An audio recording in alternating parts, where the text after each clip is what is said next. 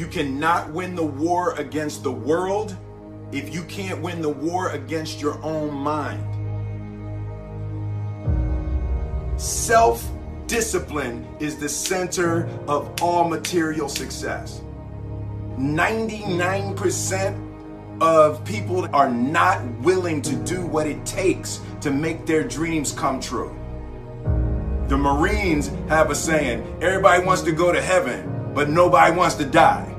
And that's just real. At the center of bringing any dream into fruition is self-discipline.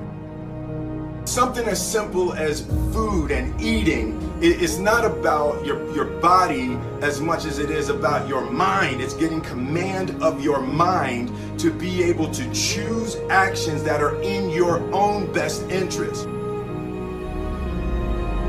A lot of people are just trying to change. A lot of times, like I just did a podcast on habits, right? How to be able to adopt new habits and also delete and get rid of, break bad habits, right?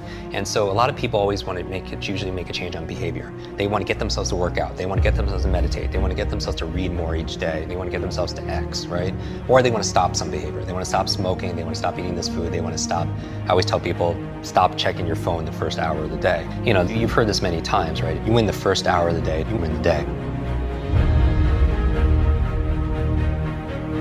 Every day, we are choosing shit that's not in our own best interest, right? So if the world is attacking you and the world wants to fight you and the world's trying to hold you down, so you're gonna kick yourself in the balls? So you're gonna stop yourself from getting what you dream? When I want to transform or transcend or make a real positive change, I'm looking at all the other areas of ourself. So I'm looking at, for example, our environment. Are people setting up their environment to win?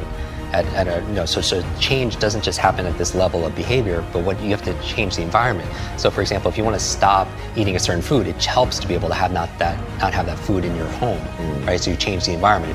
In life, we must all suffer one of two pains: the pain of discipline or the pain of regret. I'm asking you, choose wisely. So whatever it is that you're trying to achieve in life, the critical component is getting things done, and getting things done in a systematic way. Building the character that's associated with getting things done in a systematic way requires that you become disciplined. And if we live a lazy, undisciplined life, and we just give in to our feelings, and we act on these emotional impulses, we're going to make very poor choices that we regret later on. We would be much better off to just discipline ourselves right now, so that later on, we don't have to carry that heavy load of regret. I think a lot of people suffer from decision-making fatigue, right? And this is very strong research saying that you can only make a certain amount of good decisions a day.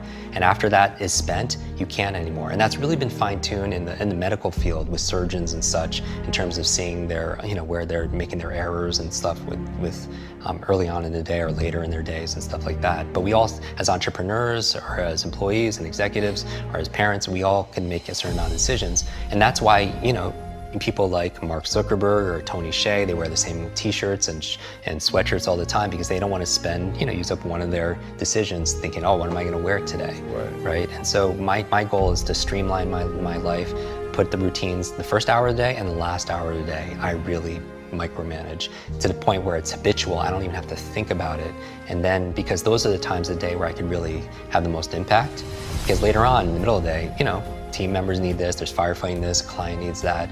But the first hour, the last hour, I really want to control. So all this really helped develop grit and resilience, in my body, so I could have the ability to persevere. And also, I stand guard to my brain all the time, what goes in.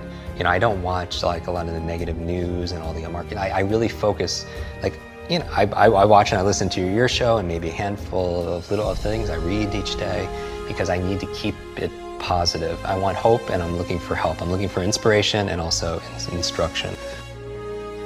Self-discipline is the definition of self-love. When you say that you love yourself, that means that you have behavior towards yourself that is love. Like you say to yourself, hey man, look, I know you want to eat that pizza and it'll be really good, but I can't let you eat that, man, because if you eat that pizza, you're gonna feel like shit. And I love you too much to let you eat that. And I think the word discipline has kind of gotten a bad name. We think about it in terms of punishment. I'm not talking about discipline in that way. I'm talking about discipline in the sense that you forego immediate pleasure for the exchange of long-term self-respect. Self-love is when you say to yourself, man, look, I know you and that girl got a real connection. I know y'all vibe, but that's your girl's cousin. So I love you too much to let you do that. Self-love is, hey, look, I know you got a test on Monday, you know. I know you really want to go out with your friends. It's Saturday night, you want to go out, but if you fail that test, you're not going to feel good about yourself. You know, I love you too much to let you go out tonight. Self-discipline is self-love. If you want to be happy, you have to love yourself, which means you have to discipline your behavior. The road to sustained happiness is through disciplining your behavior.